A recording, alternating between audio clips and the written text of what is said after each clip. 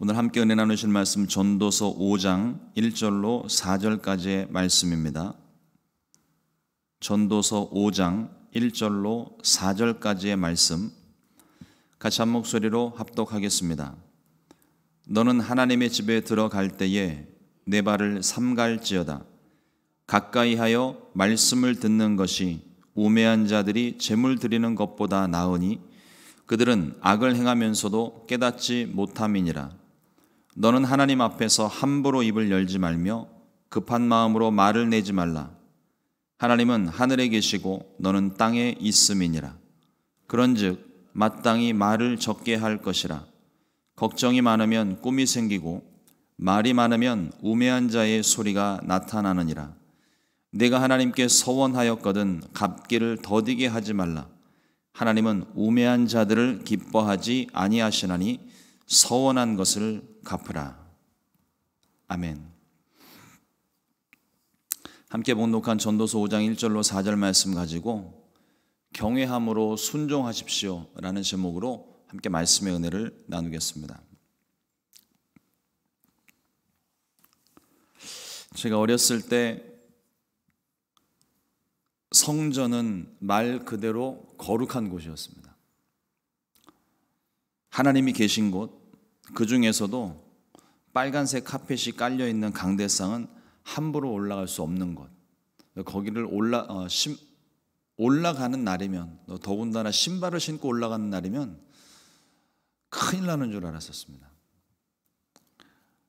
혹시라도 올라갈 일이 생기게 되면 무릎을 꿇고 신발을 벗고 정중하게 올라가는 게 시간적으로 여유가 안 되면 무릎을 꿇고 무릎을 세워서 무릎으로 기어서 엉금엉금 강대상에 올라가서 강대상 위에 떨어져 있는 비행기라든가 여러 가지 우리가 떨어뜨렸던 것들을 이렇게 가지고 내려왔던 그런 기억이 있습니다.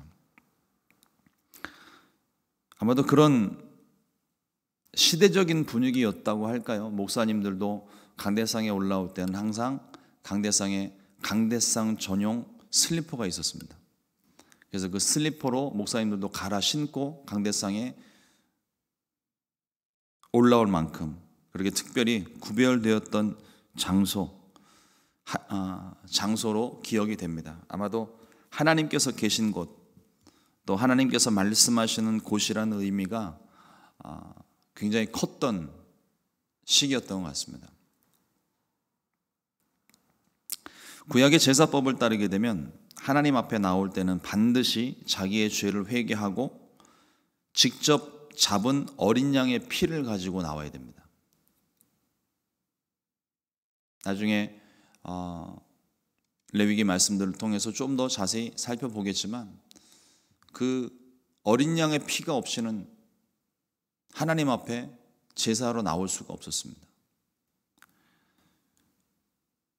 나를 대신하여 죽어 흘린 대속의 피가 있어야만 하나님 앞에 나아갈 수 있었습니다.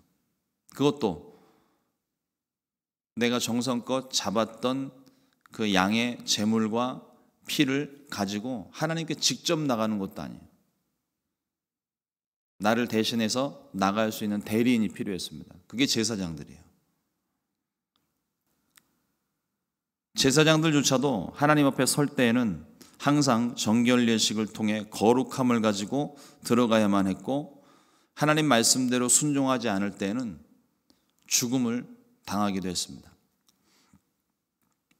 그렇게 거룩하고 구별된 장소가 하나님 앞입니다. 구약의 엄격한 규율이 신약에 와서 크게 달라진 것은 어린 양을 대신하여 세상의 모든 죄를 짊어지신 예수님께서 십자가에서 우리를 대신하여 죽으셨다는 사실입니다. 나를 대신하여 자신을 포기하시고 우리의 모든 죄를 짊어지고 대신 죽임을 당하셨습니다. 그 보혈의 공로로 말미암아 이제는 누구든지 은혜의 보좌 앞에 담대히 설 수 있는 자격을 얻게 되었습니다. 히브리서 10장 19절 말씀에 그러므로 형제들아 우리가 예수의 피를 힘입어 성소에 들어갈 담력을 얻었나니 보혈의 공로로 말미암아 하나님과 우리를 가로막고 있던 죄의 담이 무너졌기 때문입니다. 오늘 말씀에서 전도자는 은혜로 말미암아 허락된 하나님 앞에서 우리가 특별히 주의해야 될 두 가지에 대해서 권면의 말씀을 주고 있습니다. 첫 번째로 가까이 하여 말씀을 들어야 합니다. 하나님께 가까이 하는 것. 1절 말씀을 보니까 너는 하나님의 집에 들어갈 때에 내 발을 삼갈지어다 가까이 하여 말씀을 듣는 것이 우매한 자들이 제물 드리는 것보다 나으니 그들은 악을 행하면서도 깨닫지 못함이니라. 성경에도 기록한 바 하나님을 가까이 하는 것이 우리에게 가장 큰 복입니다. 말씀드린 것처럼 구약시대 때는 하나님께 나아가고 싶어도 함부로 내 마음대로 나갈 수 없어요. 예수님이 흘리신 보혈과 십자가는 하나님과 우리를 가로막고 있던 죄의 담을 허물어 버렸습니다. 구약의 제사는요, 하나님께 나아갈 수 없었던 죄인된 우리들이 거룩하게 구별하신 제사장들을 통해 간접적으로나마 하나님께 나아갈 수 있는 유일한 방법이었습니다. 그러니까 그것을 우리가 두려움으로 바라보게 된다면 하나님께 나아가는 것이 참 불편하고 어렵고 무섭고 그런 의미로 다가오겠지만 하나님을 만날 수 있는 유일한 방법이라는 의미로 생각을 하면 이 구약의 제사 방법이 얼마나 큰 은혜인지 몰라요. 우리가 주의할 것은 하나님께 나아갈 수 있는 방법에 집중해서는 안 된다는 겁니다. 제사는요, 하나님께 나아갈 수 있는 방법에 불과합니다. 물론 하나님께서 말씀하신 것들이 있고 규율이 있기 때문에 그것을 지켜야 될 의무와 책임이 우리 가운데 있습니다. 하지만 제사의 목적은 이 방법에 있는 것이 아니라 하나님께 나아감에 있는 거예요. 가까이 나아가는 것입니다. 가까이 다가가 하나님의 말씀을 듣는 것이 제사의 목적이라는 게 하나님 만나는 것, 만나고 교제하는 것. 사무엘이 사울의 변명을 할 때 따끔한 지적을 하면서 이렇게 말씀합니다. 사무엘상 15장 22절 말씀에 사무엘이 이르되 야훼께서 번제와 다른 제사를 그 목소리 청종하는 것을 좋아하심 같이 좋아하시겠나이까? 순종이 제사보다 낫고 듣는 것이 순양의 기름보다 나으니. 제사의 어떤 방법적인 것, 그것이 어떤 하나님께 나아오는 것보다 제사가 더 중요하게 되면 사울과 같은 범죄함이 생겨날 수 있는 거예요. 우리가 하나님께 드리는 예배는요, 우리의 문제 해결을 위해, 우리의 질병 치료를 위해, 나의 목적을 이루기 위해 사용하는 주술 같은 행위가 아닙니다. 살아계신 하나님을 만나는 일이에요. 내 삶을 하나님께 드리는 행동입니다. 하나님과의 만남을 통해 주의 음성을 들어야 하고 우리는 그 주의 말씀을 듣기 위해 하나님께 더 가까이 나아가야만 합니다. 물론 하나님께 나아갈 때 보혈을 의지해야 되는 것은 필수 조건입니다. 보혈 없이는 우리 나갈 수가 없어요.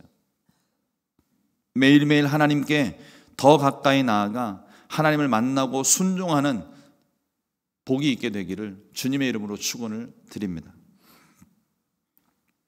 둘째로 우리가 주의해야 될 것은 말에 신중해야 됩니다. 2절 말씀해 보니까요, 너는 하나님 앞에서 함부로 입을 열지 말며 급한 마음으로 말을 내지 말라. 하나님은 하늘에 계시고 너는 땅에 있음이니라. 그런즉 마땅히 말을 적게 할 것이라. 우리는 기도를 통해서 하나님께 우리의 필요한 것들을 구할 수 있습니다. 하지만 기도의 근본 목적은 하나님의 뜻을 깨닫고 하나님의 뜻을 이루는 데 있습니다. 나의 어려운 상황, 문제 상황, 내 질병 고쳐달라고 내가 요구하는 것, 그걸 구하지 말란 말씀이 아니에요.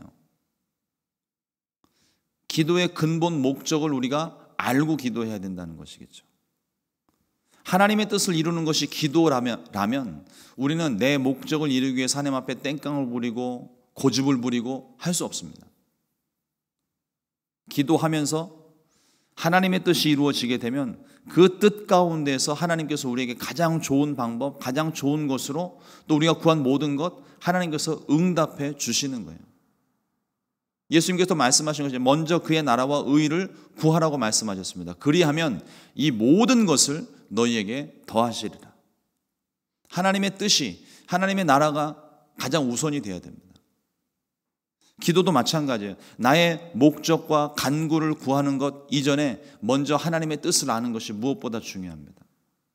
나에게 이 문제가 왜 허락이 되었는지, 내가 왜 지금 이런 고난을 겪고 있는지, 내가 왜 이런 질병을 겪고 있는지, 여러 가지 많은 문제들, 많은 이유들이 있겠지만 그 가운데 숨겨놓으신 하나님의 뜻을 발견하는 것, 그 뜻을 알게 된다면요, 문제가 더 이상 힘들거나 괴롭지가 않아요.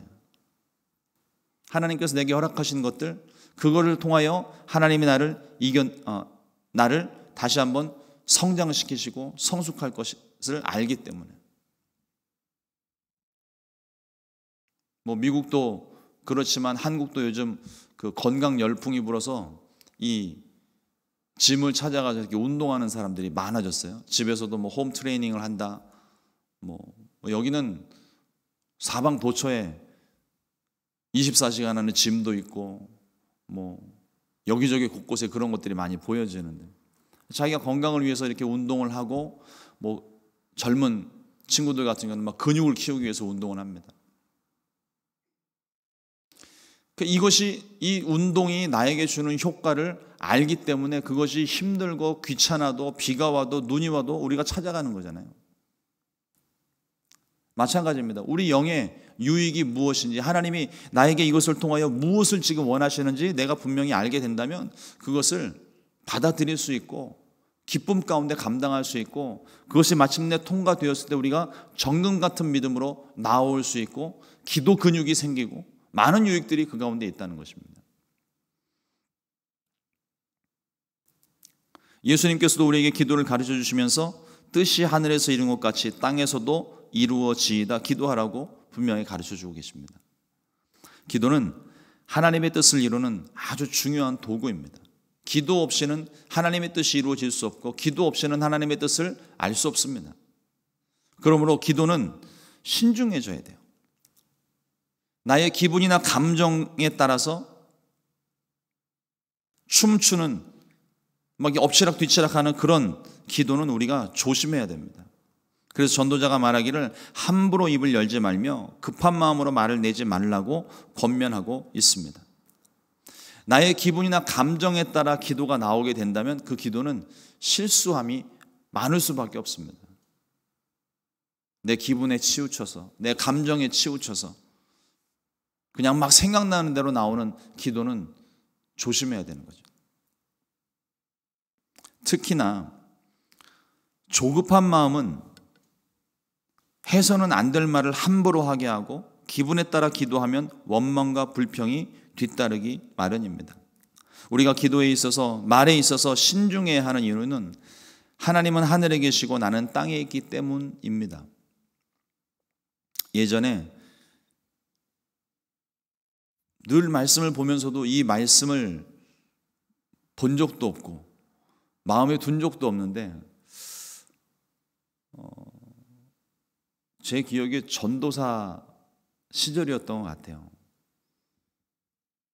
조영기 목사님 살아계실 때 그 수요 성경 강해 시간으로 제가 기억을 하는데, 수요 성경 강해를 다 마치시고 이제 기도를 시작을 하게 하면 여의도 순복음교회 앞에 이 조그만 복도같이 생긴 이렇게 강대상, 그 중간 강대상이 있습니다.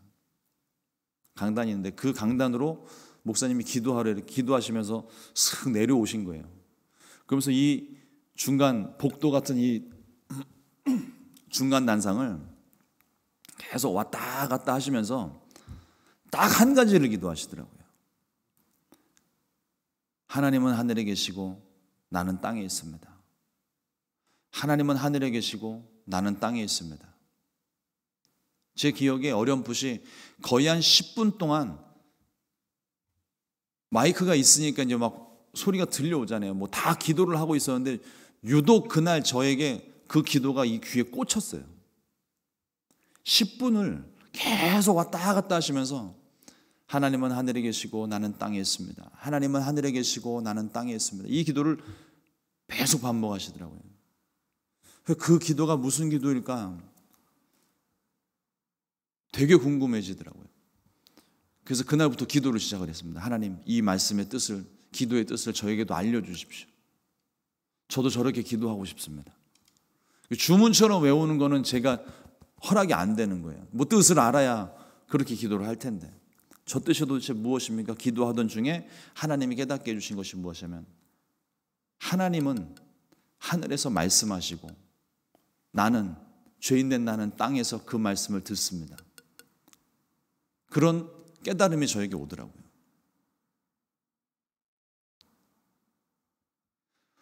우리가 기도할 때, 또 우리가 우리 세상 살아나가면서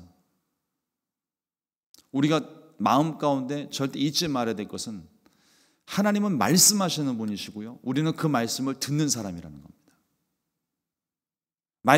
말씀을 들었다라고 하는 것은, 우리는 하나님과 우리 사이의 관계를 생각했을 때 그 말씀하신 목적대로 우리가 순종해야 되는 걸 분명히 말씀하는 거예요. 하나님은 하늘에 계시고 나는 땅에 있다는 말은 오직 주님만 말씀하시고 하늘과 땅의 차이를 분명히 깨닫고 주님만 말씀하시고 나는 순종하겠습니다라는 결단의 기도임을 우리가 알아야 되는 거예요. 우리가 기도할 때 말을 조심해야 되는 또 하나의 중요한 이유 중에 하나가, 기도하는 중에 부지불식간에 내가 알지도 못하는 가운데 우리가 습관적으로 서원 기도를 굉장히 많이 해요. 되게 조심해야 됩니다. 서원 기도는 하나님과의 약속이에요. 반드시 지켜야 될 맹세에 가깝습니다. 그런데 문제에 휩싸이게 되면, 문제에 너무 집중하게 되면, 문제에 눌려 있으면, 감정에 휩싸여서 조급하고 급한 마음에 그 상황을 모면하기 위해서 함부로 소원하는 경우들이 많습니다. 정도의 차이가 있고 많은 표현들이 있겠지만, 가장 흔하게 우리가 하는 실수 중에 하나가 뭐냐면, 만일 이 문제를 해결해 주시면, 만일 이 사업을 일으켜 주시면, 만일 이 질병을 고쳐 주시면, 여러 가지 조건문 형태로 우리가 기도하는 내용들이 다 서원 기도에 해당되는 거예요.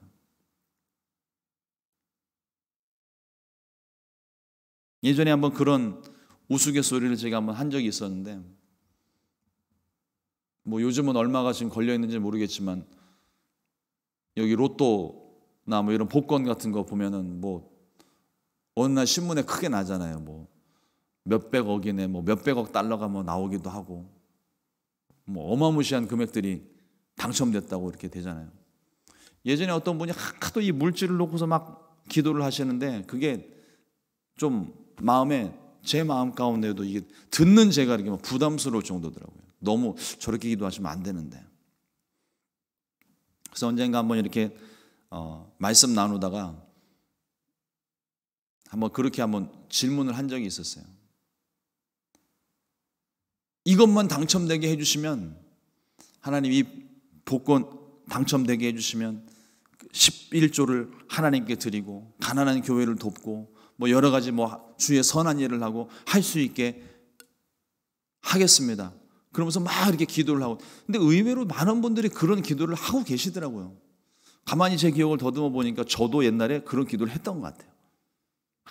하나님이 저에게 1억을 주시면 11조를 드리고 교회 하나, 그때 당시 아이스 월이라고 그래가지고 이렇게 철판 같은 이렇게 조립식 건물 하나 짓는데 2천만 원 정도 들었던 것 같은데, 개척교회 하나 이렇게 좀 지어줘주고, 그리고 모두 떼고 그러고서 남는 거 제가 쓰겠습니다.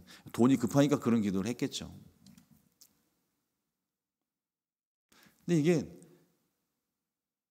11조의 개념도요, 잘 생각해 봐야 되는 게, 1억에, 그러니까 10만 원에 만 원은 할 수 있어요. 1000만 원에 100만 원 할 수 있습니다. 억 단위 넘어가면서부터 고민이 돼요.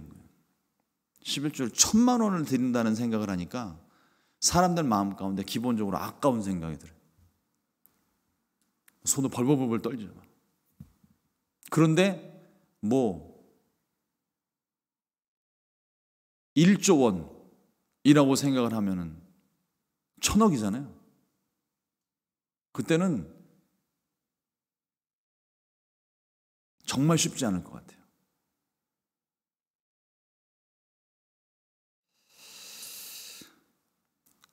우리가 알게 모르게 하는 이 서원 기도들에 그 서원 기도가 얼마나 중요한지, 누구랑 지금 내가 이 기도를 하고 있는 것인지를 알게 된다면 함부로 이 서원 기도 못 합니다. 그래서 전도자가 이야기하는 거예요. 말을 조심해라. 기분이나 감정에 따라서 이렇게 해주시면 저렇게 내가 하겠습니다. 함부로 기도하지 말라는 얘기예요. 감정에 휩싸이게 되면 그 상황을 모면하기 위해서 자꾸 이런 말 저런 말들을 합니다. 그런데 그 상황이 풀리고 나면, 그래서 제정신을 차리고 나면 지키지 못하는 경우가 허다하다는 거예요.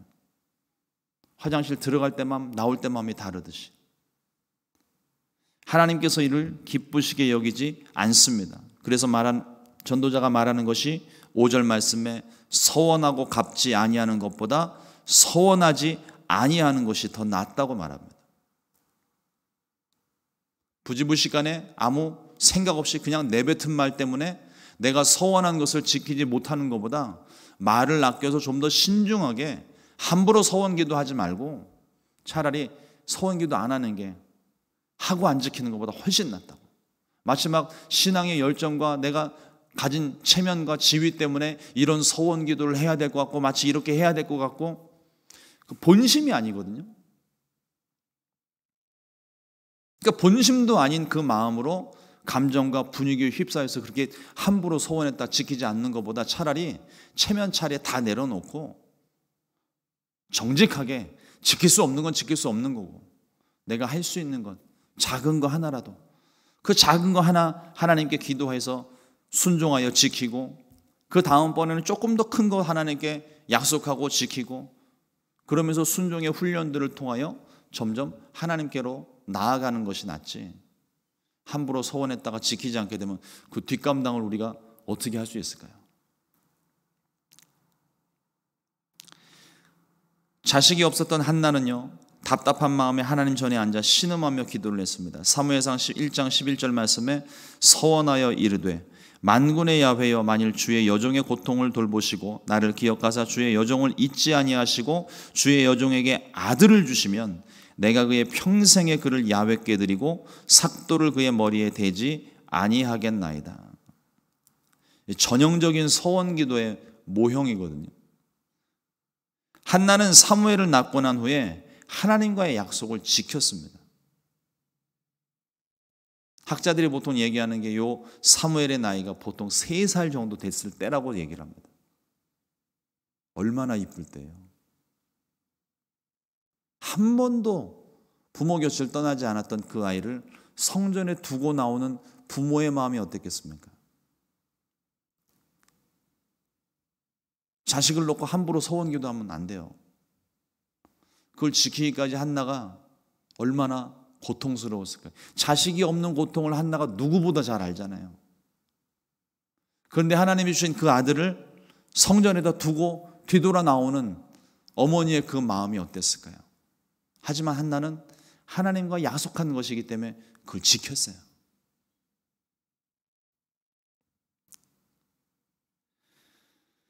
서원 기도를 지키는 것은 비록 내가 약속한 것이지만 하나님께 서원한 것이기에, 하나님의 이름을 걸고 약속한 것이기에 서원 기도를 지키는 것 자체가 순종의 의미가 담겨져 있습니다.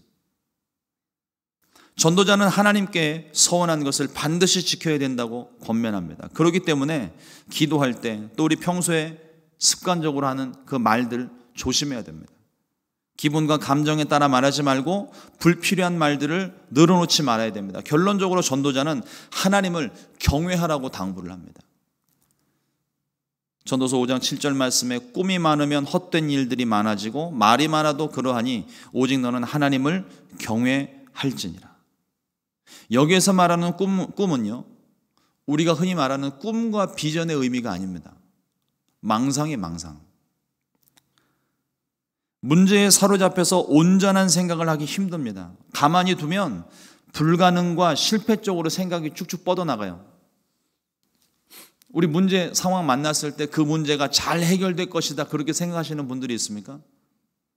문제는 해결되지 않으니까 그 문제에 사로잡혀서 결국 우리의 생각이 그 문제를 바라보고 우리의 생각이 어떻게 갑니까? 실패하는 쪽, 안 되는 쪽, 잘못되는 쪽, 문제가 점점 커지고 내가 감당할 수 없는 그런 쪽으로 자꾸만 우리의 생각이 흘러간다는 거예요. 죄송합니다.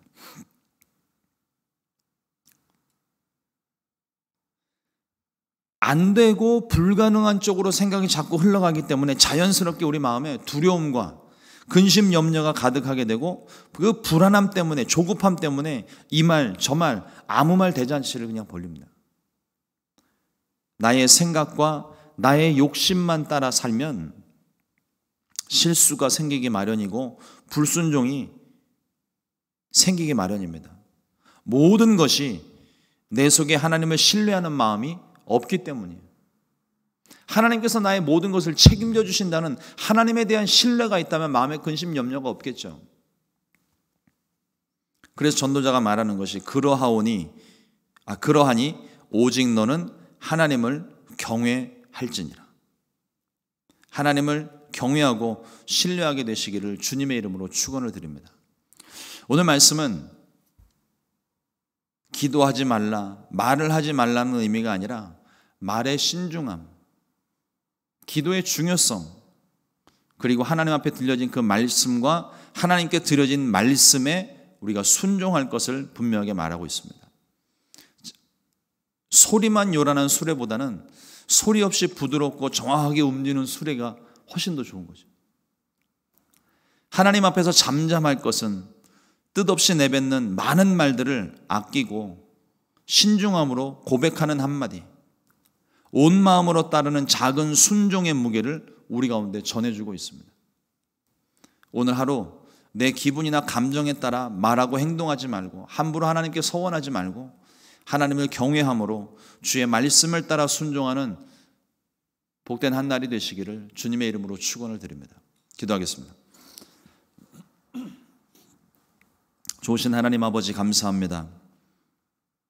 오늘도 귀한 말씀 통하여서